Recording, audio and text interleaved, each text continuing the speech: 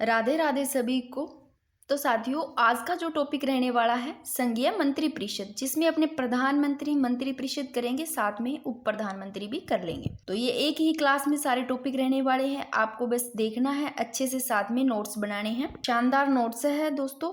अगर आप लोगों ने राष्ट्रपति बहुत अच्छे से पढ़ा है तो आपको राज्यपाल जब करोगे तो बहुत ही अच्छे से समझ में आ जाएगा। जब आप प्रधानमंत्री अगर अच्छे से करोगे तो आपको मुख्यमंत्री भी बहुत अच्छे से समझ में आ जाएगा। सबसे पहले तो आपको ये पता होना चाहिए कि राष्ट्रपति भारत का वैधानिक प्रमुख है, जबकि प्रधानमंत्री होता है वो वास्तविक प्रमुख होता है। जैसे कि आप राज्यपाल और मुख्यमंत्री पढ़ते हो तो मुख्यमंत्री उधर वास्तविक प्रमुख होते हैं राज्य में, और केंद्र में इधर प्रधानमंत्री की बात करें तो यहाँ वास्तविक प्रमुख होते हैं। राष्ट्रपति के नाम से ही मतलब काम किए जाते हैं, अपने कह सकते हैं ना कि रबड़ की बैंड की तरह, वैसे ही राज्यपाल होते हैं। राष्ट्रपति और राज्यपाल इनके नाम से किए जाते हैं। जो वास्तविक होते हैं इधर केंद्र में प्रधानमंत्री और उधर सीएम जो मुख्यमंत्री। तो ये आपको पता है, इंपॉर्टेंट लाइन है, पता भी होनी चाहिए, सभी को पता भी होगी। तो सबसे पहले अपने बात करते हैं, सबसे पहले आर्टिकल 74 अनुच्छेद 74 में क्या है। देखो, जो राष्ट्रपति है ना, इनको सलाह और सहायता देने के लिए क्या होगी, एक मंत्री परिषद होगी जिसका प्रमुख प्रधानमंत्री पीएम होगा। ये तो आर्टिकल 74 क्या कहता है कि भाई राष्ट्रपति ने सलाह और सहायता देने के लिए क्या होनी चाहिए, एक मंत्री परिषद तो होनी चाहिए ना, जिसका प्रमुख प्रधानमंत्री होगा। ठीक है ना। देखो, वास्तविक रूप से कार्यपालिका की समस्त शक्तियां किसमें होती है, मंत्री परिषद में निहित होती है। अतः राष्ट्रपति के देखो नाम प्रशासन की समस्त शक्तियों का उपयोग मंत्री परिषद द्वारा किया जाता है। इनके तो नाम से उपयोग मंत्री परिषद द्वारा किया जाता है। ठीक है। देखो, मंत्री परिषद द्वारा की गई जो परामर्श है उसको राष्ट्रपति ना तो सार्वजनिक कर सकते हैं, ना ही किसी न्यायालय में चुनौती दी जा सकती है। तो 74 में क्या है भाई, राष्ट्रपति की सलाह व सहायता हेतु राष्ट्रपति को सलाह देने के लिए, सलाह और सहायता देने के लिए एक मंत्री परिषद होगी जिसका प्रमुख प्रधानमंत्री होगा, सभी को पता भी है। और मंत्री परिषद द्वारा दी गई जो परामर्श होती है ना तो राष्ट्रपति उसको सार्वजनिक कर सकते हो, ना किसी न्यायालय में चुनौती दी जा सकती है। अब वेरी वेरी इंपॉर्टेंट लाइन, कौन सा संविधान संशोधन है, 42वां संविधान संशोधन 1976 है ना। इसके द्वारा यह प्रावधान किया गया कि मंत्री परिषद की परामर्श को राष्ट्रपति मानने हेतु बाध्यकारी होगी। कौन से संविधान संशोधन द्वारा कहा गया, 42वें संविधान संशोधन 1976 द्वारा। अगर आपको पूछ ले कि मंत्री परिषद की परामर्श को राष्ट्रपति मानने हेतु बाध्यकारी होंगे, ये कौन से संशोधन द्वारा कहा गया, कौन से संशोधन में प्रावधान किया गया, तो 42वां संविधान संशोधन 1976 द्वारा। लेकिन कौन सा, फिर देखो इसमें तो ये बात की गई 76 वाले में, फिर 78 यानी कि 44वां संविधान संशोधन जो 1978 है, इसके द्वारा यह प्रावधान किया गया कि मंत्री परिषद की परामर्श को राष्ट्रपति सिर्फ एक बार पुनर्विचार हेतु भेज सकता है। कौन से संविधान संशोधन, 44वां संविधान संशोधन 1978 द्वारा, कि मंत्री परिषद की परामर्श है उसको राष्ट्रपति एक बार उसको पुनर्विचार के लिए भेज सकता है। अब फिर से देख लो, राष्ट्रपति तो भारत का वैधानिक प्रमुख है, जो वास्तविक प्रमुख होता है वो प्रधानमंत्री होता है। 74 में ये है कि भाई राष्ट्रपति है, इनको सलाह और सहायता देने के लिए एक मंत्री परिषद होगी जिनका प्रमुख प्रधानमंत्री होगा। ठीक है। और 42वां संविधान संशोधन 1976 द्वारा तो ये कहा गया कि मंत्री परिषद की परामर्श को राष्ट्रपति मानने हेतु बाध्यकारी होंगे। ठीक है ना। लेकिन 44वां संविधान संशोधन 1978 द्वारा यह प्रावधान किया गया कि मंत्री परिषद की परामर्श को राष्ट्रपति कितने एक बार पुनर्विचार के लिए भेज सकता है। अब आगे देखेंगे ना मंत्री परिषद का जो गठन है, इसमें देखो प्रधानमंत्री सहित यानी कि प्रधानमंत्री के साथ में प्रधानमंत्री सहित सभी प्रकार के जो मंत्री होते हैं, कैबिनेट, राज्य मंत्री, उप मंत्री, इनके समूह को क्या कहते हैं, मंत्री परिषद कहते हैं। देखो, मंत्री परिषद तो किनको कहेंगे, साथ में प्रधानमंत्री भी शामिल होंगे, और जो सारे सभी प्रकार के जो मंत्री है, कौन कौन से, कैबिनेट, राज्य मंत्री, उप मंत्री, ये सब जिनमें सब शामिल होते हैं प्रधानमंत्री के साथ, वो तो होते हैं मंत्री परिषद। इस सारे समूह को क्या कहते हैं, मंत्री परिषद। और जो मंत्रिमंडल में शामिल होते हैं वो ओनली कैबिनेट में। ठीक है ना, वो आगे करेंगे, आपको पता चल जाएगा। चलो नेक्स्ट करते। आप जब यहाँ करोगे ना, ये मंत्रियों के प्रकार पढ़ोगे, तब आपको पता चलेगा कि मंत्री परिषद में प्रकार तो 3 होते हैं, स्तर 4 होते हैं। कैसे होते हैं ये समझना है आपको, 3 प्रकार कैसे है, सत्र कौन सा है, चौथा, ये आपको समझने हैं। हेलो भाई, नेक्स्ट प्रधानमंत्री की नियुक्ति जो कि अनुच्छेद 75 में है। अब इनको पढ़ेंगे 75 1 2 3, इनमें क्या क्या है। ठीक है ना, नियुक्ति के बारे में। सबसे पहले जो आर्टिकल 75 1 है, इसमें क्या है, 75 1 में एक तो लाइन ये ध्यान रखनी है कि भाई जो प्रधानमंत्री है इनकी नियुक्ति कौन करेंगे, राष्ट्रपति करेंगे। 75 1 में क्या है, एक में कि प्रधानमंत्री की नियुक्ति कौन करेंगे? राष्ट्रपति साहब ही करेंगे। और देखो, प्रधानमंत्री की राष्ट्रपति कर रहे हैं और अन्य मंत्रियों की भी यही करेंगे, राष्ट्रपति करेंगे। बट यहाँ पर ये चीज ध्यान रखनी है कि सलाह किनकी लेनी पड़ेगी।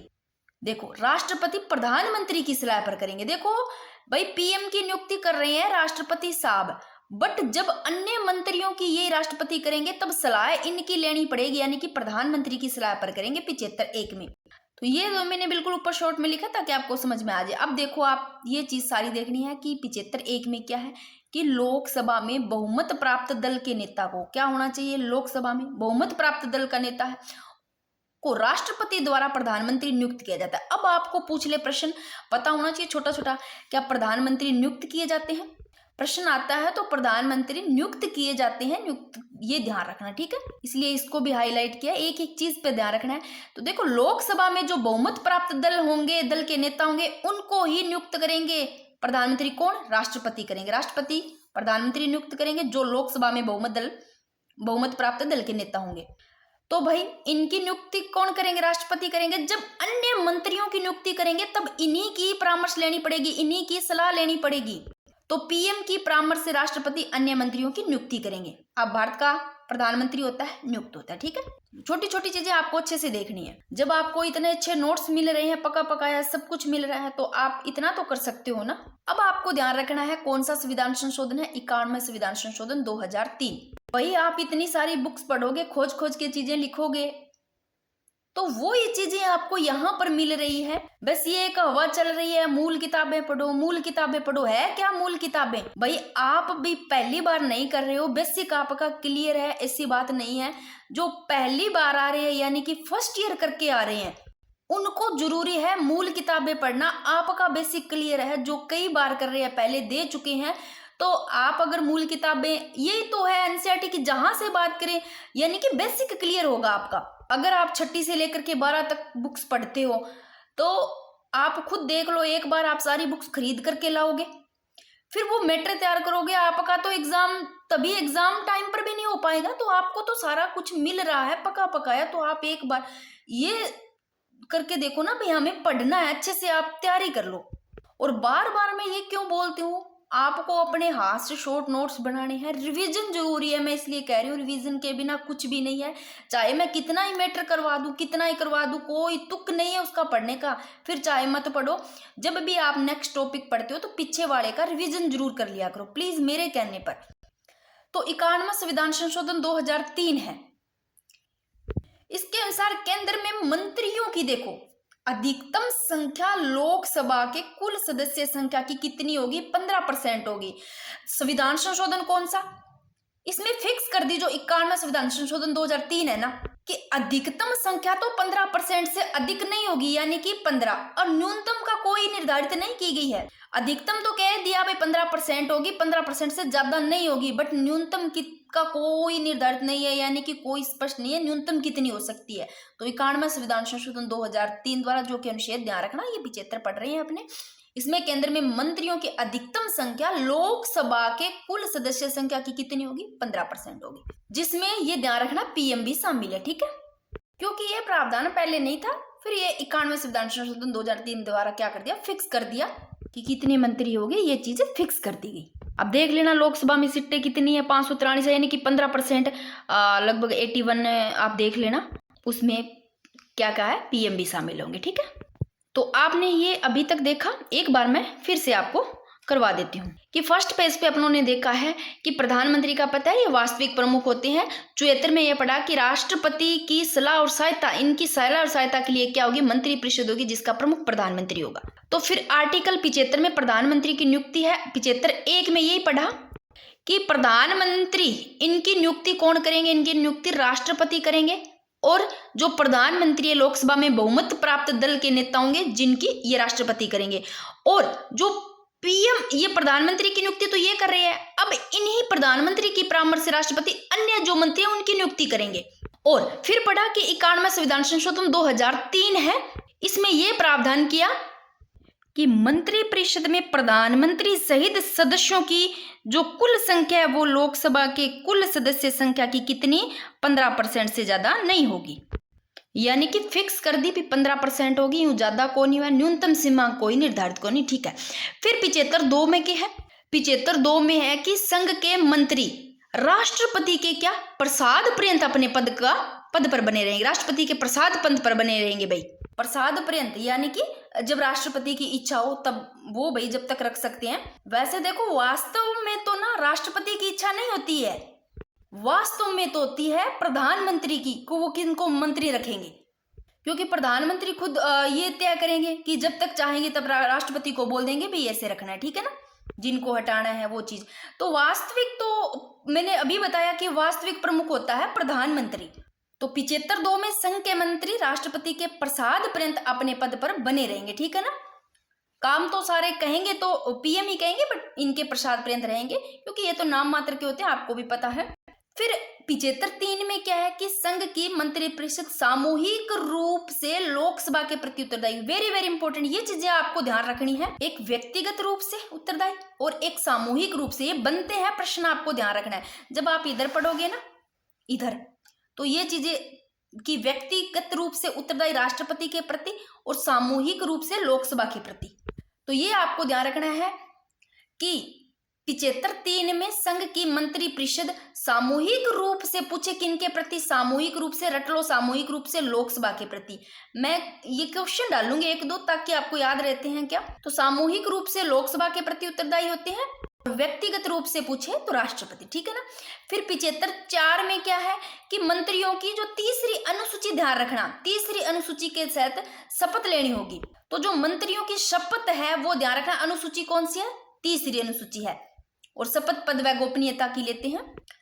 तो मंत्रियों की शपथ 75(4) आर्टिकल, और अनुसूची कौन सी है, तीसरी अनुसूची में, और पद और गोपनीयता की लेते हैं।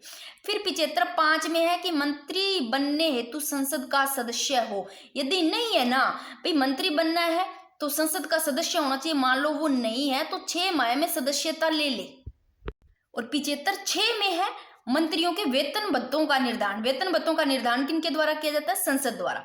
अब फिर से देख लो, देखो 75(1) में, आर्टिकल 75 में आपको ध्यान रखना है प्रधानमंत्री की नियुक्ति 75(1) है ना, इसमें क्या है भाई, प्रधानमंत्री की नियुक्ति तो राष्ट्रपति करेगा, थाने सबने बेरो है, और अन्य मंत्रियों की जब राष्ट्रपति नियुक्ति करेगा तो इनकी ये सलाह लेगा प्रधानमंत्री भी किया करना है काम, वास्तविक प्रमुख तो प्रधानमंत्री है, ठीक है ना। अब प्रधानमंत्री की आपको पूछे कि भारत में प्रधानमंत्री नियुक्त होता है, नियुक्ति होता है तो पूछे तो ठीक है ना।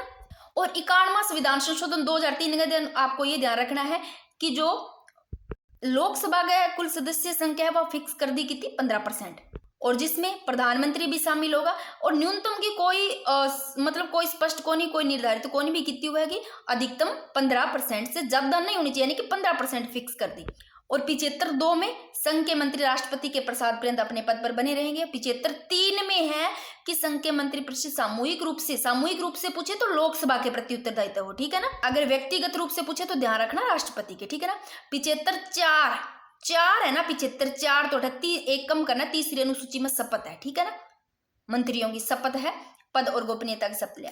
75(5) में है, 5 है ना तो 1 ज्यादा करना है, यानी कि 6 माह है, 6 माह आपको ऐसे ध्यान रखना है कि मंत्री बनना है, मंत्री बनने के लिए सदस्य संसद को क्या होना, सदस्य जरूरी है। अगर नहीं है संसद का सदस्य तो टाइम दे दियो कि 6 माह में सदस्यता ले ले, वो है अनुच्छेद 75(5) में। और 75(6) में है मंत्रियों के वेतन और भत्ते का निर्धारण जो कि संसद द्वारा किया जाता है, ठीक है। अब अभी 75 पढ़ा, 75 में मंत्रियों से संबंधित प्रावधान पढ़े हैं ना अपनों ने, और प्रधानमंत्री की नियुक्ति राष्ट्रपति द्वारा की जाती है, और अन्य मंत्रियों की नियुक्ति प्रधानमंत्री की सलाह पर राष्ट्रपति द्वारा की जाती है, ठीक है।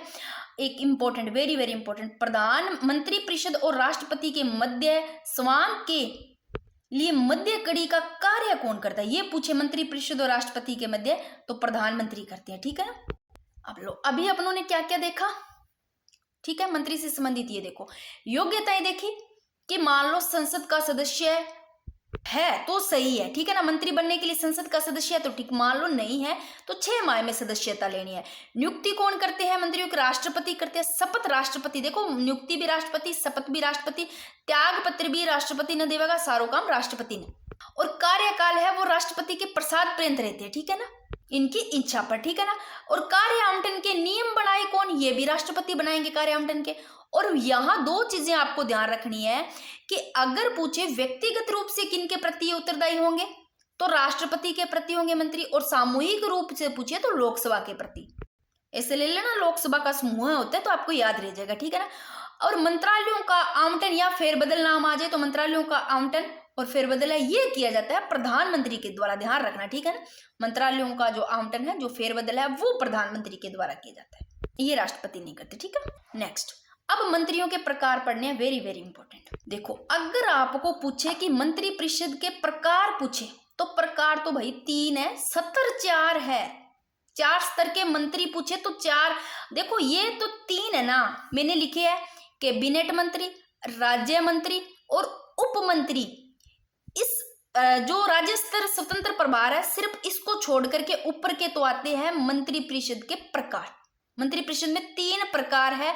जब आपको स्तर पूछे तो स्तर में ये आ जाता है राज्य मंत्री स्वतंत्र प्रभार, ये 3 तो है ही है, जो कि 3 प्रकार में भी है, और सतर में ये ऐड हो जाता है राज्य मंत्री स्वतंत्र प्रभार। अब आपको एक एक चीज देखनी है। देखो, कैबिनेट मंत्री है ना, ये उच्चतम स्तर के मंत्री है। कैबिनेट मंत्री क्या है? उच्चतम स्तर के, सर्वोच्च इकाई के, ठीक है ना।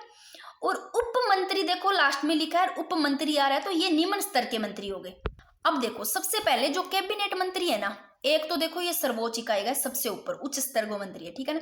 फिर बात करें कैबिनेट मंत्री, ये ना मंत्रालय के स्वतंत्र प्रमुख होते हैं, ये ध्यान रखना। कैबिनेट मंत्री है, ये मंत्रालय के स्वतंत्र प्रमुख होते हैं, इन्हें ही मंत्रिमंडल कहा जाता है। किनको कहा जाता है? इनको ही मंत्रिमंडल कहा जाता है। अब अगर आपको पूछे कि मंत्रिमंडल में शामिल होते हैं तो केवल मंत्रिमंडल में केवल कैबिनेट होगा, ध्यान रखना, ठीक है। ये समझ में आ गया। अब बात करते हैं भाई साहब राज्य मंत्री और उप मंत्री की।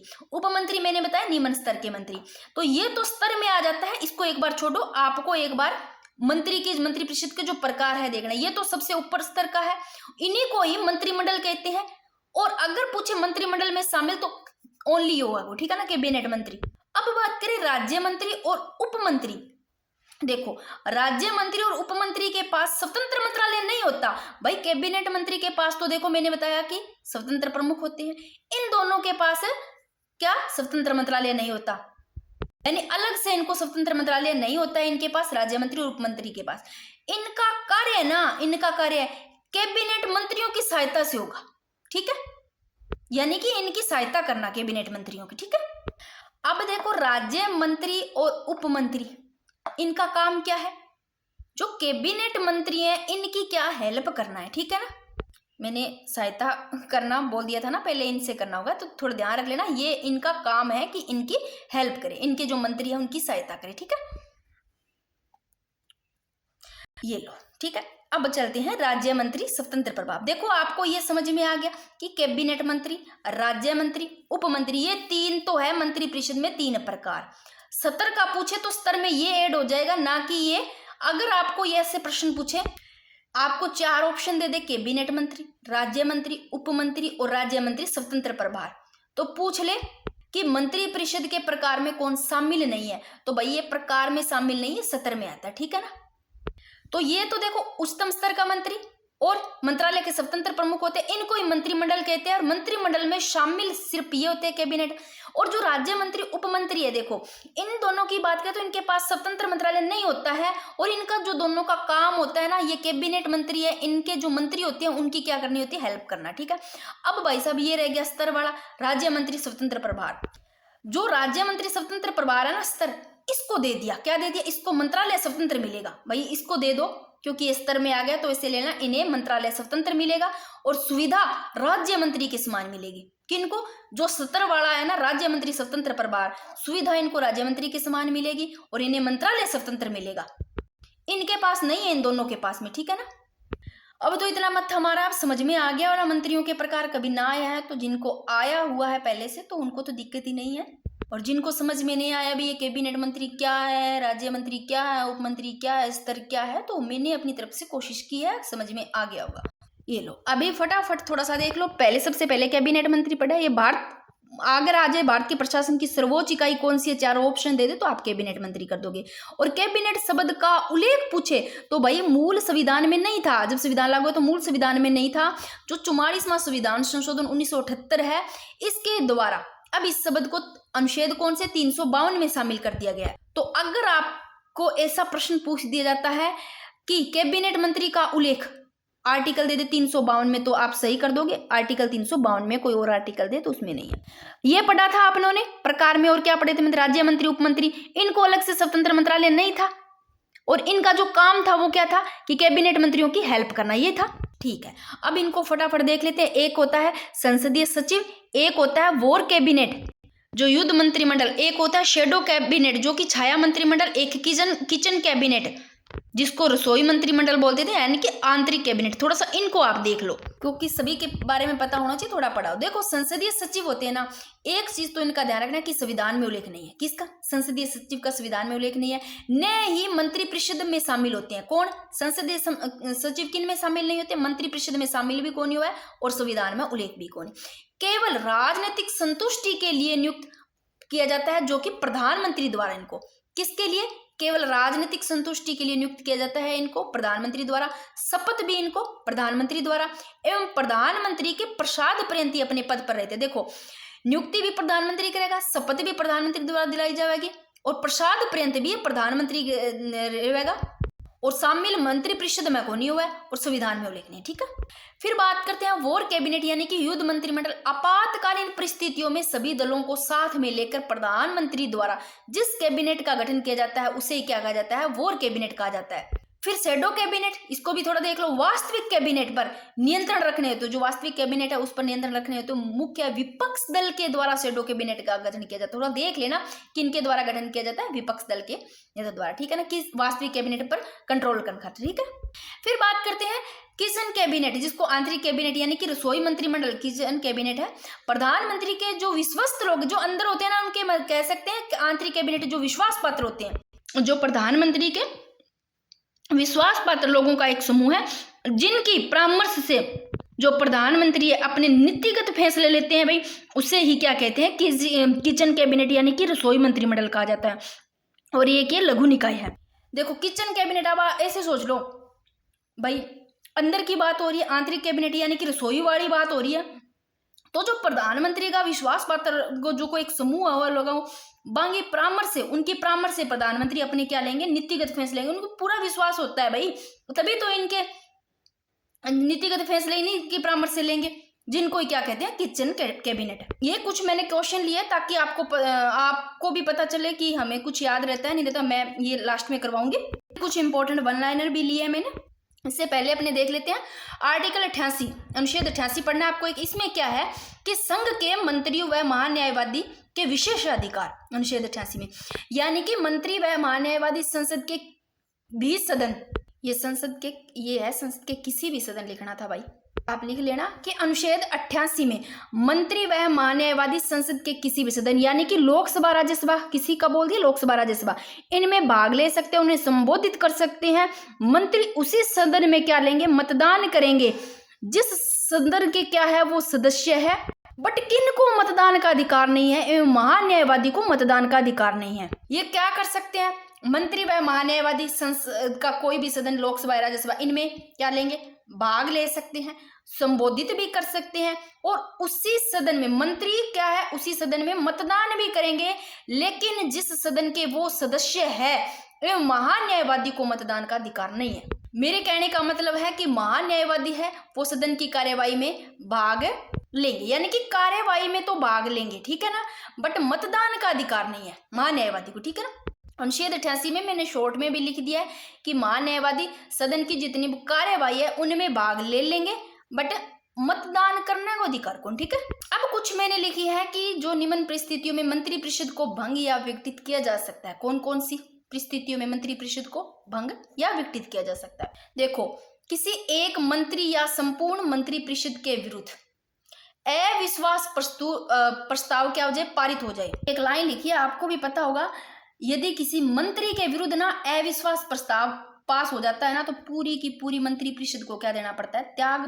पत्र देना पड़ता है। आपको पता भी होगा इस चीज का, कोई मंत्री के विरुद्ध मान लो अविश्वास प्रस्ताव हो जाता है तो सारी मंत्रिपरिषद ही जावे भाई, तो देख लो, मंत्रिपरिषद को भंग या विघटित किया जा सकता है किसी एक मंत्री या संपूर्ण मंत्रिपरिषद के विरुद्ध अविश्वास प्रस्ताव पारित हो जाए, यदि लोकसभा क्या हो जाए, भंग हो जाए, यदि प्रधानमंत्री त्याग पत्र दे करके मंत्रिपरिषद को भंग करने की क्या कर दे, घोषणा कर दे। ये सब अगर होता है तो मंत्रिपरिषद को इन परिस्थितियों में मंत्रिपरिषद को भंग या विघटित किया जा सकता है। प्रधानमंत्री देखो त्याग पत्र देंगे, मंत्रिपरिषद ने भंग करने की क्या कर दे, घोषणा कर दे, और लोकसभा मान लो भंग हो जाए, ठीक है ना। अब पढ़ते हैं प्रधानमंत्री की योग्यताएं, इनको ध्यान रखना है, इंपॉर्टेंट। देखो सबसे पहले योग्यताओं की बात करें तो देखो, अगर प्रधानमंत्री बनना है तो योग्यता की बात करें तो भाई ध्यान रखना, लोकसभा में क्या, बहुमत प्राप्त दल का नेता होना चाहिए, संसद का सदस्य। नियुक्ति की बात करें, इनकी नियुक्ति कौन करती है, राष्ट्रपति द्वारा नियुक्ति की जाए, शपथ भी राष्ट्रपति द्वारा, बट मंत्री के रूप में, ठीक है ना। और त्याग पत्र भी राष्ट्रपति को देंगे, शपथ भी राष्ट्रपति द्वारा, नियुक्ति भी राष्ट्रपति द्वारा, त्याग पत्र भी ये राष्ट्रपति को देंगे। बात करते हैं कार्यकाल की, इसको आपको ध्यान रखना है। देखो सामान्य तो लोकसभा के समान यदि कार्यकाल से पूर्व विश्वास मत मान लो खो देता है तो त्याग पत्र देना होगा। इनका कार्यकाल पूरा मतलब पूरा होने से पहले अगर विश्वास मत खो देता है तो त्याग पत्र देना होता है लोकसभा के समान।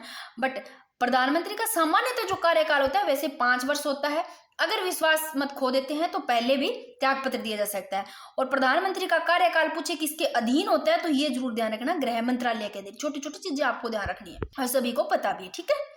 अब फटाफट थोड़े देख लो कि प्रधानमंत्री के कार्य क्या क्या है। देखो देश की कार्यपालिका के ये वास्तविक प्रमुख है, पता ही है, प्रधानमंत्री वास्तविक प्रमुख है, देश के राजनीतिक प्रमुख है, देश के मुख्य नीति निर्माता, केंद्र सरकार के प्रवक्ता, विदेश नीति के निर्धारण करता। और अनुच्छेद 78 में है कि राष्ट्रपति है ना वो प्रधानमंत्री से क्या ले सकते हैं, सूचना मांग सकते हैं। अनुच्छेद 78 इंपॉर्टेंट है, पूछा गया है कि अनुच्छेद 78 के तहत राष्ट्रपति क्या है, प्रधानमंत्री से सूचना मांग सकते हैं।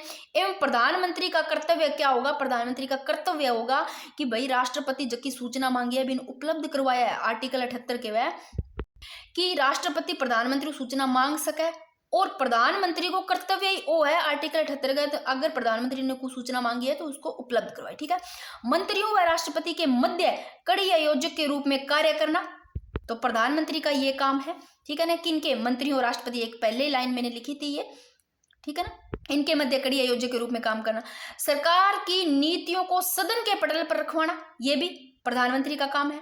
मंत्रिपरिषद की बैठक बुलाना भी पीएम को काम है, एवं उसकी अध्यक्षता करना। किसी भी मंत्री ने यदि निर्णय लिया है तो प्रधानमंत्री उसमें क्या करेंगे, परिवर्तन करवा सकते हैं। अभी कोई मंत्रिपरिषद ने, मान लो मंत्री ने क्या ले लिया, निर्णय ले लिया, तो उसमें परिवर्तन चेंजिंग भी करवा सकता है प्रधानमंत्री। तो ये सारे काम है प्रधानमंत्री के, एक बार आप फिर देख लो क्या क्या काम है।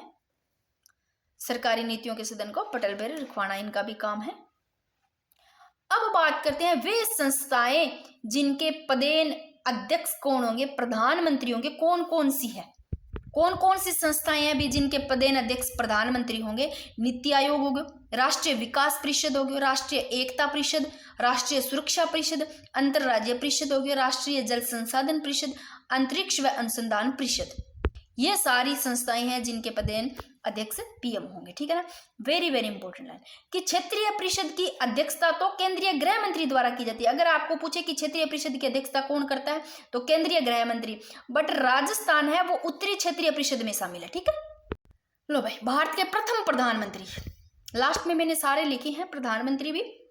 अगर आप नोट में पढ़ना चाहो तो मैं सिर्फ जो प्रधानमंत्री वाली है वो टेलीग्राम पे डाल दूंगी ताकि आपको इतना लिखना ना पड़े, ठीक है ना। बाकी एक बार पढ़ने तो होंगे, देख लेना। सबसे पहले आपको पता है कि भारत के प्रथम प्रधानमंत्री पंडित जवाहरलाल नेहरू, ठीक है ना। और मृत्यु पदावधि के दौरान, ठीक है ना, इनकी मृत्यु कब हुई, पदावधि के दौरान। या एक बार मैं ना ये फिर कर लेते हैं, एक बार एक जगह वहीं ले जाती हूँ जहां पर सारे प्रधानमंत्री मैंने लिखे हैं।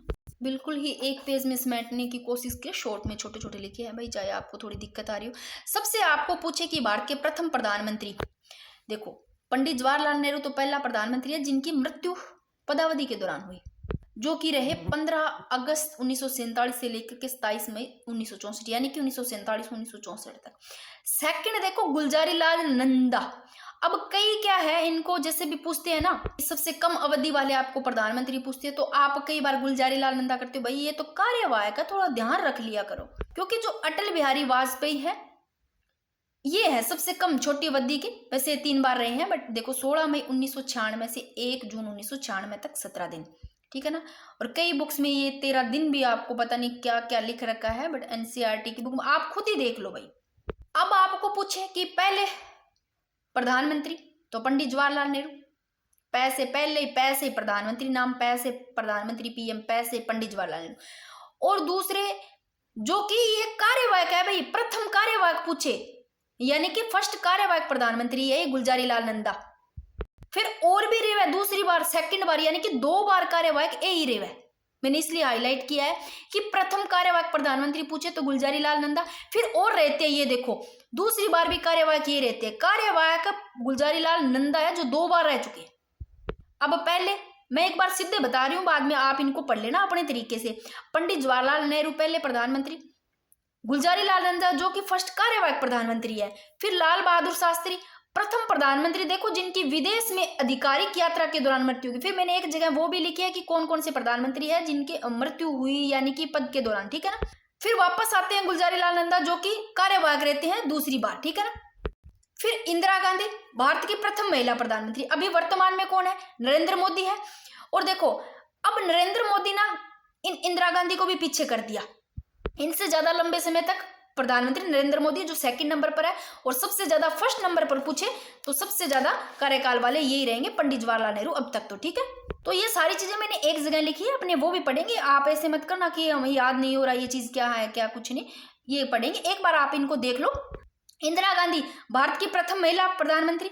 फिर मोरारजी जो देसाई है, ये देखो सबसे अधिक उम्र के पूछे तो मोरारजी देसाई। अब देखो देसाई आप लोगों ने मंडल देखा होगा, जो बुढ़े लोग होते थे मंडल, मई जो बीड़ी का मंडल होता है वो पीते, तो आपको वैसे याद रह जाएगा सर, जो बुढ़े लोग हैं वो पहले पीते थे, ऐसे ले लेना है देसाई। तो सबसे अधिक उम्र का नाम देसाई आते, मोरारजी देसाई 81 वर्ष के, ठीक है ना। सबसे कम उम्र के पूछे तो सबसे कम उम्र के राजीव गांधी 40 वर्ष के, ठीक है ना। सबसे कम उम्र के प्रधानमंत्री राजीव गांधी। कुछ चीजें हैं जो इस प्रकार के फैक्ट होते हैं ना अलग से, वो थोड़े से आप इस प्रकार याद कर लेना कि अधिक वाले आपको याद रखना है, पहले याद रखने। कार्यवाहक कौन से है, गुलजारी लाल नंदा जो कि 2 बार कार्यवाहक रह सके हैं। और कौन से प्रधानमंत्री जिनका पद के दौरान मृत्यु हुई, और कौन से प्रधानमंत्री जो पहले मुख्यमंत्री भी रहे, वो मैंने सारे करवाए हैं, उधर अपने करेंगे। एक बार आप देख लो, आपको इतना ध्यान रखना है, सबसे अधिक उम्र के पूछे तो मोरारजी देसाई, ठीक है ना, 81 वर्ष ध्यान रखना। और देखो प्रथम प्रधानमंत्री जिन्होंने अपने पद पर त्याग पत्र दिया, ठीक है ना, पद पर त्याग पत्र देने वाले मोरारजी देसाई। फिर चरण सिंह इंपॉर्टेंट बनता है, कैसे बनता है, क्योंकि देखो एकमात्र प्रधानमंत्री जो संसद के किसी भी अधिवेशन में शामिल नहीं हुए, ये कौन थे, चरण सिंह। चरण ही दोगे पी लियो या समझ लियो भाई, संसद के किसी भी अधिवेशन में शामिल नहीं हुए, धोने पीने वाली तो कोई बात ही नहीं है इनकी, बट याद करने के लिए, ठीक है ना। प्रश्न आता है एकमात्र प्रधानमंत्री जो संसद के किसी भी अधिवेशन में शामिल नहीं हुए, चरण सिंह। फिर इंदिरा गांधी देखो वापिस आती है, फर्स्ट पीएम जिसकी कार्यकाल के दौरान हत्या हो गई, ठीक है, अपने अंगरक्षकों के द्वारा, ठीक है ना, हत्या कर दी गई। फिर राजीव गांधी सबसे कम उम्र के, मैंने बता दी। फिर वीपी सिंह, ये इंपॉर्टेंट बनता है, कैसे, वीपी सिंह पहले तो पूरा नाम देखना है, विश्वास प्रताप सिंह, मैंने उधर पूरा नाम भी लिखा है, विश्वास प्रताप सिंह, वीपी सिंह। ये फर्स्ट प्रधानमंत्री है जिन्होंने अविश्वास प्रस्ताव द्वारा पद छोड़ना पड़ा। कौन से प्रधानमंत्री, अविश्वास प्रस्ताव के द्वारा पद छोड़ना पड़ा, वीपी सिंह को। फिर चंद्रशेखर 1990 से 91 में। फिर वीपी नरसिम्हा राव प्रथम दक्षिण भारतीय प्रधानमंत्री। फिर अटल बिहारी वाजपेयी जो 16 मई 1996 से 1 जून 1996 यानी कि 17 दिन, सबसे कम अवधि वाले अटल बिहारी वाजपेयी। फिर एच देवगौड़ा, इनको थोड़े थोड़े आप देख लेना। फिर अटल बिहारी वाजपेयी। अब बात करते हैं, फिर मैंने ये भी बता दूंगी कि 2 बार जैसे मनमोहन सिंह 2 बार, 3 बार कौन से रहे हैं, 3 बार है ना, सबसे 1 से अधिक बार वाले भी पूछे जा सकते हैं। लास्ट में अब ध्यान रखना वर्तमान में कौन है, नरेंद्र मोदी जो लगातार 3 बार रहे, ठीक है ना। पहले 2014 से 19, फिर 2019 से 24, फिर 2024 से वर्तमान में अब तक नरेंद्र मोदी, यानी कि 9 जून 2024 से वर्तमान प्रधानमंत्री नरेंद्र मोदी। अब इन्हीं से जो प्रश्न बनेंगे ना वो देखते हैं क्या बनेंगे, आप इनको तो एक बार पढ़ लेना चाहिए। ये देखो प्रश्न क्या बनेंगे, सबसे पहले भारत के प्रथम प्रधानमंत्री पूछे जा सकते हैं, सबको पता है, पंडित जवाहरलाल नेहरू, मृत्यु पदावधि के दौरान। फिर देखो वे प्रधानमंत्री जिनका पद पर रहते हुए निधन हो गया, इन सारों को देखने कौन कौन से प्रधानमंत्री जिनका पद पर। पहला तो पंडित जवाहरलाल नेहरू जो पहला है पदावधि के दौरान, यानी कि प्राकृतिक कारण मृत्यु। लाल बहादुर शास्त्री विदेश में आकस्मिक यात्रा के दौरान, ताशकंद में दिल का दौरा पड़ने के कारण लाल बहादुर शास्त्री। पंडित जवाहरलाल नेहरू, लाल बहादुर शास्त्री, दोनों पड़े हुए लाल हो गए बिल्कुल, लाल बहादुर शास्त्री यहाँ ले लियो याद है। इंदिरा गांधी कार्यकाल के दौरान हत्या इनके खुद के अंगरक्षकों द्वारा, ठीक है ना। भारत की प्रथम महिला भी यही है, तो आपको याद होगा पंडित जवाहरलाल नेहरू, लाल बहादुर शास्त्री, इंदिरा गांधी। अगर पूछे अभी मैंने करवाया ना सभी में कि 2 बार कार्यवाहक प्रधानमंत्री तो गुलजारी लाल नंदा, अगर पूछे कार्यवाहक में सबसे कम वाले तो गुलजारी लाल नंदा है, और पूछे 2 बार कार्यवाहक भी ये रहे हैं, ठीक है ना भाई, ये कार्यवाहक थे, ठीक है ना। फिर है प्रथम गैर कांग्रेसी प्रधानमंत्री मोरारजी देसाई, गैर कांग्रेसी जो देखो सबसे अधिक आयु के पहले प्रधानमंत्री 81 वर्ष जिन्होंने अपने पद से त्याग पत्र दिया। फिर वे प्रधानमंत्री, ये भी पूछा जा सकता है वे प्रधानमंत्री जो राज्यसभा के सदस्य थे। अब राज्यसभा के सदस्य इंदिरा गांधी, इंद्र कुमार गुजराल, एच.डी. देवगौड़ा और मनमोहन सिंह, और मनमोहन सिंह 2 बार रहे, याद रखना। फिर बात करते हैं वे प्रधानमंत्री जो विश्वास मत हासिल करने में असफल रहे। भाई विश्वास मत हासिल, वीपी सिंह, वैसे विश्वास नाम आ रहे, विश्वास मत करने में असफल रहे हो वीपी सिंह, यानी कि विश्वास नाम ही देखो विश्वासनाथ, विश्वनाथ है तो विश्वास यहाँ याद रख लियो, विश्वनाथ प्रताप सिंह यानी कि VP Singh. HD. Devegowda, HD. Devegowda से आप गोड़ा से गोड़ लिख लो, गोड़ पर ही विश्वास कौन हो तो फिर विश्वास मत हासिल करना में असफल भी यही रहेगी। अटल बिहारी वाजपेयी, इसको मैंने आगे लिखा है, ठीक है ना, ये लो।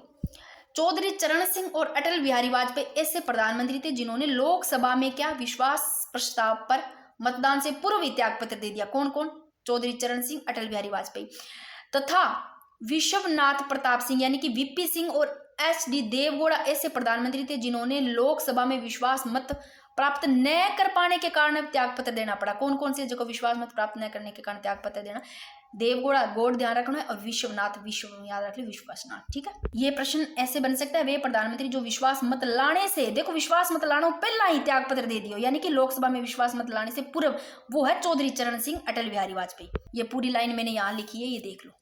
यानी कि विश्वास प्रस्ताव, यानी कि लोकसभा में देखो विश्वास प्रस्ताव लानो पहला मतदान पहला यहाँ त्याग पत्र देना चौधरी चरण सिंह, अटल बिहारी वाजपेयी।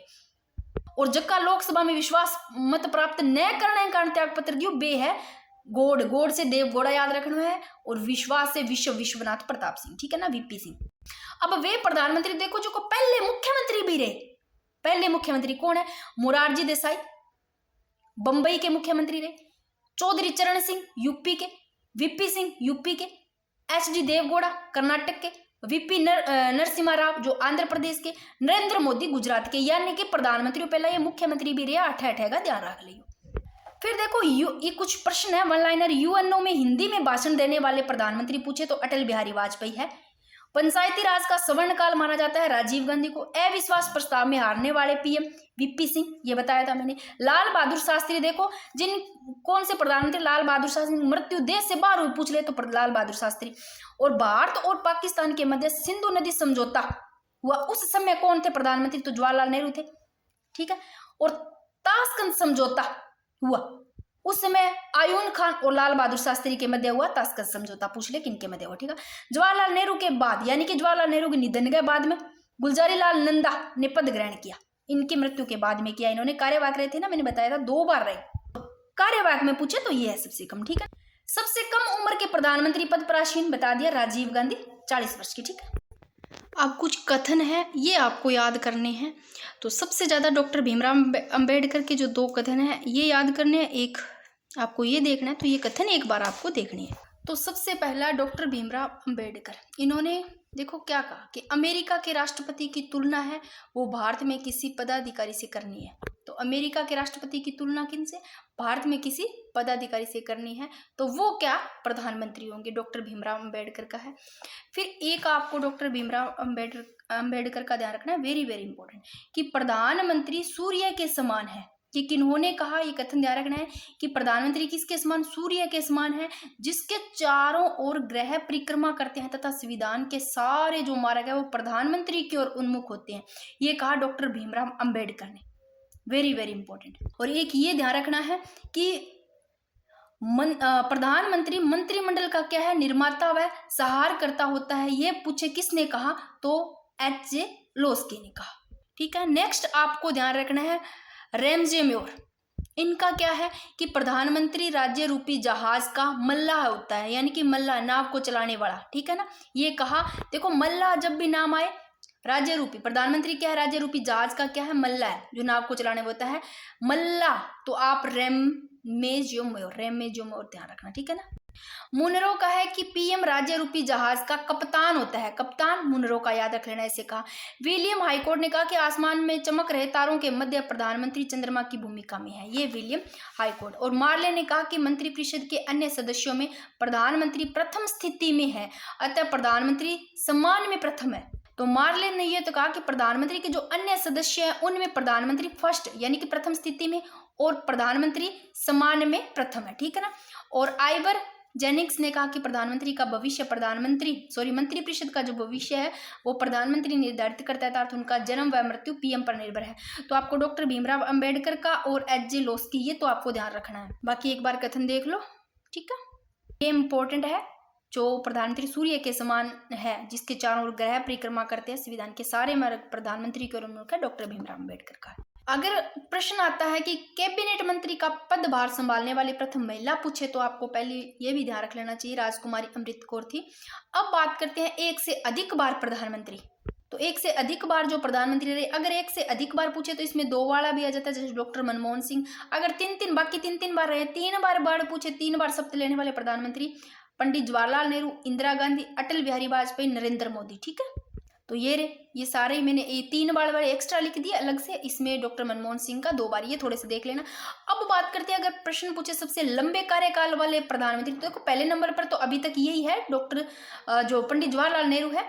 फर्स्ट नंबर पे ये है, पहले इंदिरा गांधी थी, अब नरेंद्र मोदी आ गए सेकंड नंबर पे। तो फर्स्ट नंबर पर पंडित जवाहरलाल नेहरू, सेकंड नंबर पर नरेंद्र मोदी, फिर इंदिरा गांधी का, ठीक है ना। तो पहले पंडित जवाहरलाल नेहरू और नरेंद्र मोदी सेकंड नंबर, ठीक है। भारत रत्न से सम्मानित भारत के प्रधानमंत्री, तो इनको भी देख लेना कौन कौन है, पंडित जवाहरलाल नेहरू, लाल बहादुर शास्त्री, राजीव गांधी, मोरारजी देसाई। बाकी मैं ना लास्ट में आपको प्रधानमंत्री, राष्ट्रपति, उपराष्ट्रपति, उनकी एक अलग से एक्स्ट्रा क्लास करवाऊंगी, उसमें सारे बिल्कुल ऐसे डिटेल से करवा दूंगी, साथ में ट्रिक से ही आपको याद करवा दूंगी, सीक्वेंस वाइज भी आपको याद रह जाएंगे। अब कुछ प्रश्न है तो ये एक बार देख लो कि सबसे कम उम्र के प्रधानमंत्री पूछे तो राजीव गांधी 40 वर्ष, सर्वाधिक उम्र में बनने वाले प्रधानमंत्री तो मोरारजी देसाई नाम से देख लो 81 वर्ष देख लेना। अगर प्रश्न आता है कि लोकसभा का विश्वास मत प्राप्त किए बिना ही प्रधानमंत्री पर कार्य करने वाले प्रथम व्यक्ति, जिन्होंने देखो लोकसभा का विश्वास मत प्राप्त किए बिना ही प्रधानमंत्री के कार्य पर रहे, वो है चरण सिंह। किसान नेता थे और अपनी गरीब हितैषी नीतियों के कारण जाने जाते थे। नेक्स्ट है संघीय मंत्रिमंडल की बैठक की अध्यक्षता कौन करता है पूछे तो पता ही है, प्रधानमंत्री करते हैं। अभी छोटे छोटे चीजें ध्यान रखना है।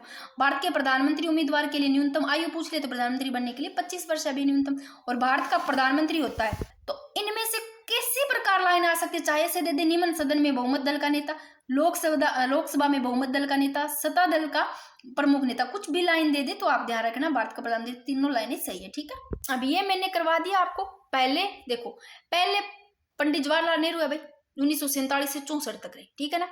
ये भारत के प्रथम प्रधानमंत्री जिनकी पदावधि के दौरान मृत्यु हो गई और अभी तक इनका ही सबसे ज्यादा कार्यकाल है।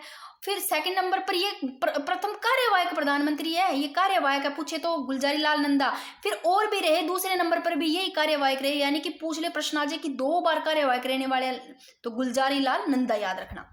और इन्हीं में से ही बताऊं और क्या याद रखना है, एक आपको ये ध्यान रखना है कि सबसे अधिक उम्र के पूछे तो मोरारजी देसाई, सबसे कम के पूछे तो राजीव गांधी 40 वर्ष। फिर एक चरण सिंह से इंपॉर्टेंट बन जाता है कि एकमात्र प्रधानमंत्री जो संसद के किसी भी अधिवेशन में शामिल नहीं हुए वो है चरण सिंह। फिर एक ये इंपॉर्टेंट बन जाता है वीपी सिंह का कि अविश्वास प्रस्ताव द्वारा पद छोड़ना पड़ा, वो वीपी सिंह। फिर अटल बिहारी वाजपेयी का सबसे कम का आपको ये इंपॉर्टेंट बन जाता है। अगर कार्यवाहक में पूछे तो आ जाता है गुलजारी लाल नंदा, ठीक है। वर्तमान में प्रधानमंत्री का पता है आपको नरेंद्र मोदी, ठीक है ना। अब थोड़ा सा उप प्रधानमंत्री के बारे में पढ़ लेते हैं कि उप प्रधानमंत्री, एक लाइन लिखे वेरी वेरी इंपॉर्टेंट, कि संविधान में उप प्रधानमंत्री पद का कोई प्रावधान नहीं है, यानी कि कोई उल्लेख नहीं है संविधान में, लेकिन किंतु समय समय पर राजनीतिक कारणों में सत्तारूढ़ दल द्वारा संवैधानिक प्रावधानों से हटकर उप प्रधानमंत्री की क्या की जाती है, नियुक्ति की जाती है भाई। इस प्रकार यह विशुद्ध रूप से एक राजनीतिक पद है भाई, ठीक है ना। वैसे संविधान में उप प्रधानमंत्री का कोई प्रावधान नहीं, ठीक है ना। कि सामान्यतः ये कब बनाए जाएंगे देख लो, गठबंधन की सरकार व राजनीतिक अस्थिरता के समय नियुक्त किए जाएंगे, ठीक है। देखो अब तक के ये 8 जो प्रधानमंत्री है, मैंने इधर लिखे तत्कालीन प्रधानमंत्री। तो जो पहले प्रधानमंत्री पंडित जवाहरलाल नेहरू है, इनकी जगह देखो उप प्रधानमंत्री सरदार वल्लभ भाई पटेल को बनाया गया, कब 1947 से 1950 में। तो पंडित जवाहरलाल नेहरू है, इनके प्रधानमंत्री के काल में सरदार वल्लभ भाई पटेल को उप प्रधानमंत्री के पद में नियुक्त किया गया, ध्यान रखना, ठीक है ना, वेरी वेरी इंपॉर्टेंट। तो पहले आपको प्रधानमंत्री, फर्स्ट उप प्रधानमंत्री पूछे तो सरदार वल्लभ भाई पटेल। फिर प्रधानमंत्री कौन, जवाहरलाल नेहरू, इनकी जगह उप प्रधानमंत्री इधर, सॉरी ये जवाहरलाल नेहरू तो इधर है, ये मोरारजी देसाई यानी कि श्रीमती इंदिरा गांधी है। तब उप प्रधानमंत्री कौन है, मोरारजी देसाई। तो प्रधानमंत्री कौन, श्रीमती इंदिरा गांधी, इंदिरा गांधी के पद पर उप प्रधानमंत्री मोरारजी देसाई। फिर बात करते हैं जो बाद में जो मोरारजी देसाई है, जो तत्कालीन जो प्रधानमंत्री है, इनकी जगह दो उप मंत्री, उप प्रधानमंत्री। अब दो है तो आप ऐसे मत सोचना जैसे उप मुख्यमंत्री दो है तो अब कोई दो तीन कितनी बार हो सकते हैं, तो ये चीज ऐसे नहीं है। तो श्री मोरारजी देसाई है प्रधानमंत्री, मोरारजी देसाई, इन्होंने देखो दो उप प्रधानमंत्री कौन कौन से, चौधरी चरण सिंह जो कि वरिष्ठ और जगजीवन जो राम कनिष्ठ है, इनको नियुक्त किया। कौन कौन से, जगजीवन राम तो कनिष्ठ और चौधरी चरण सिंह वरिष्ठ, इनको उप प्रधानमंत्री नियुक्त किया, ठीक है। फिर चौधरी चरण सिंह है प्रधानमंत्री, तो इधर उप प्रधानमंत्री किनको नियुक्त किया, YV चौहान को। और VP सिंह जो प्रधानमंत्री, इनको चौधरी देवीलाल को, और जो चंद्रशेखर सिंह है इन्होंने चौधरी देवीलाल को। फिर अटल बिहारी वाजपेयी है, इन्होंने किया लाल कृष्ण आडवाणी को, ठीक है। इधर चौधरी देवीलाल को भी 2 बार किया उप मुख्यमंत्री, किसके कार्यकाल में, VP सिंह और चंद्रशेखर के कार्यकाल में 2 बार चौधरी देवीलाल को, ठीक है। तो ये एक बार आप देख लेना। अब एक आपको बात ध्यान रखना है, क्या है इसमें कि KS शर्मा बनाम चौधरी देवीलाल 1980। मैं 1990 एक बात और बता दूं लास्ट में ना, आप इसकी फिक्र मत करना, याद तो करने है, अब आपको रिकॉल करना है बार बार, ठीक है ना, जितने भी वाद है, जितना भी आप कुछ पढ़ा है, लास्ट में आपको वाद एक बार मैं सारे ना किसी भी तरीके से याद करवा दूंगी। और एक कोशिश ये भी रहेगी कि एक पेज पर शॉर्ट में सारे आर्टिकल लिख करके वो भी याद करवाने की, ठीक है ना। तो KS शर्मा बनाम चौधरी देवीलाल 1990, तो इसमें उच्चतम न्यायालय ने कहा कि उप प्रधानमंत्री का संविधान में उल्लेख नहीं है। किसने कहा, KS शर्मा बनाम चौधरी देवीलाल 1990 वाद है। इस वाद में उच्चतम न्यायालय ने, हाईकोर्ट ने यह कहा कि उप प्रधानमंत्री का संविधान में उल्लेख नहीं है, अतः उन्हें अलग से वेतन भत्ते और सुविधाएं प्राप्त नहीं होगी। ये इस वाद में ध्यान रखना, वेरी वेरी इंपॉर्टेंट लगा लो। अब फटाफट थोड़ा सा मंत्रिपरिषद और मंत्रिमंडल में अंतर देख लो। वैसे तो पता होगा, मैंने करवाया। मंत्रिमंडल जो बात करते हैं तो इस मंत्रिपरिषद में सदस्यों के, सॉरी मंत्रिपरिषद है, मंत्रिमंडल इधर लिखा है, कैबिनेट यानी कि मंत्रिमंडल, काउंसिल। मंत्रिपरिषद की बात करें तो मंत्रिपरिषद में सदस्यों के 3 स्तर होते हैं। कैबिनेट स्तर के मंत्री होते हैं, राज्य स्तर के मंत्री होते हैं, उप मंत्री होते हैं, ठीक है। और ये होता है एक संवैधानिक निकाय होता है, ठीक है, और जिनका वर्णन संविधान के अनुच्छेद 74 और 75 में किया जाता है। ये एक बड़ा निकाय होता है मंत्रिपरिषद। फिर बात करते हैं कैबिनेट यानी कि मंत्रिमंडल की। यह इस मंत्रिपरिषद का ही भाग होता है। मंत्रिमंडल किसका होता है, मंत्रिपरिषद कोई भाग हुआ है। इसमें केवल कैबिनेट स्तर के मंत्री शामिल होते हैं। किसमें, मंत्रिमंडल में कैबिनेट स्तर के मंत्री शामिल होते हैं। और 44वां संविधान संशोधन 1978 द्वारा कौन सा आर्टिकल 352 में कैबिनेट शब्द को जोड़ा गया। अब अगर आपको पूछ ले कि कैबिनेट शब्द का उल्लेख कौन से आर्टिकल में है, तो ध्यान रख लो कैबिनेट शब्द का आर्टिकल 352 में है, ठीक है ना। तो ये जोड़ा गया। संविधान के देखो मूल पाठ में इस शब्द का स्थान नहीं दिया गया था। और यह है ना जो कि मंत्रिमंडल, ये जो पड़ा है मंत्रिपरिषद, इस आकार में छोटा होता है। मंत्रिपरिषद तो यह एक बड़ा निकाय है और मंत्रिमंडल एक क्या है, इस मंत्रिपरिषद से आकार में छोटा निकाय है, ठीक है। एक बार इनको देख लो। मंत्रिमंडल यानी कि कैबिनेट है, ये कब जोड़ा गया, 44वां संविधान संशोधन 1978 द्वारा जोड़ा गया। और कौन से में उल्लेख है कैबिनेट का, आर्टिकल 352 में, ठीक है ना। और मूल पाठ में इसका कोई स्थान नहीं था, तो कोई दिक्कत नहीं है इसमें। बाकी ये आपको बात जरूर ध्यान रखना है। इसमें यही कहा कि उप प्रधानमंत्री संविधान में कौन उल्लेख, KS शर्मा बनाम चौधरी देवीलाल 1980 में, और उन्हें अलग से जो वेतन भत्ते और सुविधाएं वो प्राप्त नहीं होगी। भाई आज मेरे को थोड़ा टाइम मिल गया खाने पीने वाले टाइम में, तो आपको अभी सभी की वॉइस भी आ रही है। अभी लो चॉकलेट भी खा लो, भी बेटा चॉकलेट दे करके गया है आप सभी के लिए ही है ये। सबसे पहले जो प्रश्न अगर आता है कि मंत्रिपरिषद के संबंध में सत्य कथन, ठीक है ना, बताना है। तो मैंने एक लाइन बताई थी आपको, मंत्रिपरिषद में पीछे पड़ा है कि जो कौन सा संविधान संशोधन 91वां संविधान संशोधन 2003 के अनुसार, इसके अनुसार मंत्रिपरिषद में PM देखो प्रधानमंत्री सहित बोला है कि प्रधानमंत्री शामिल होगा। इस प्रधानमंत्री सहित मंत्रियों की कुल संख्या लोकसभा के कुल संख्या का कितना, 15%, हो, 15% से ज्यादा नहीं हो, न्यूनतम का कोई प्रावधान नहीं, 15% हो, यानी कि अधिकतम 15% से ज्यादा नहीं हो। ये बात मैंने बोली थी, ये सही है, ठीक है। फिर मैंने एक लाइन बताई थी, आप लोगों को याद है, एक मैंने बताया था सामूहिक रूप से मंत्रिपरिषद सामूहिक रूप से किसके प्रति होंगे? सामूहिक रूप से लोकसभा के प्रति। क्या सामूहिक रूप से राष्ट्रपति के प्रति होंगे? नहीं, सामूहिक रूप से लोकसभा के प्रति होंगे, तो ये सही है लाइन। फिर है मंत्री राष्ट्रपति के प्रसाद पर्यंत पद पर बने रहते, मंत्री राष्ट्रपति के प्रसाद पर्यंत पर ही बने रहते हैं, ये भी सही है। तो ये तो गलत हो गया, सभी कथन सही है, ठीक है ना। ये प्रश्न आप ही बता देना चाहिए। भारत के राष्ट्रपति को उनके समस्त कार्यों में सहायता, देखो भारत के राष्ट्रपति का सारा काम है, अब में सहायता और सलाह प्रदान करने के लिए एक मंत्रिपरिषद होगी भी, जिसका मुख्य कौन होगा? प्रधानमंत्री होगा। इसका उल्लेख क्या 74 में है, क्या 75 में, 76 में, 77 में? तो बताना क्या 74 में है, आप बता देना, ठीक है। अब ये वन लाइनर है कि राष्ट्रीय सुरक्षा समिति मैंने कई बताई थी आपको। राष्ट्रीय सुरक्षा समिति का प्रधान कौन होगा? तो प्रधानमंत्री होंगे, ठीक है ना। नेक्स्ट है कि भारतीय संविधान के अनुसार अगर प्रश्न आता है तथ्यात्मक संप्रभुता निवास करती है तो प्रधानमंत्री में करती है, ठीक है। विश्व में सर्वप्रथम प्रधानमंत्री पद की शुरुआत की अगर पूछे विश्व में सबसे पहले तो ब्रिटेन में, ठीक है ना। मंत्रिपरिषद किसके प्रसाद पर्यंत पदासीन रहती है? अभी मंत्रिपरिषद लोकसभा की, ठीक है। किस प्रधानमंत्री ने अपने कार्यकाल के दौरान संसद का सामना नहीं किया? मैंने कहा था ना, संसद को सामना कौन करियो? चौधरी चरण सिंह, ये रहा चरण सिंह, जो कि 1979 से 80 रहा, एकमात्र से प्रधान संसद के किसी भी अधिवेशन शामिल नहीं। फिर यदि किसी मंत्री के विरुद्ध अविश्वास प्रस्ताव पास हो जाता है तो देखो मैं बताया था ना, पूरी की पूरी मंत्रिपरिषद को त्याग पत्र देना पड़ता है। प्रश्न कैसे बन सकता? लोकसभा का विश्वास मत प्राप्त किए बिना ही प्रधानमंत्री पद पर कार्य करने वाले प्रथम व्यक्ति चरण सिंह थे, ठीक है ना। और भारत के पीएम का चयन लोकसभा के बहुमत दल के द्वारा होता है। और मंत्रिमंडल में किस प्रकार के मंत्री शामिल होते हैं? भाई मंत्रिमंडल में सिर्फ कैबिनेट मंत्री हुआ है कि सिर्फ उप मंत्री हुआ या सिर्फ राज्य मंत्री हुआ, सभी प्रकार हुआ, आप बताना। तो मंत्रिमंडल में मैंने बताया था सिर्फ कैबिनेट मंत्री, ठीक है। ये लो खुद देख लो, मंत्रियों के प्रकार बताए, जिसमें मंत्रिपरिषद में 3 प्रकार है, स्तर 4 स्तर में ये शामिल है।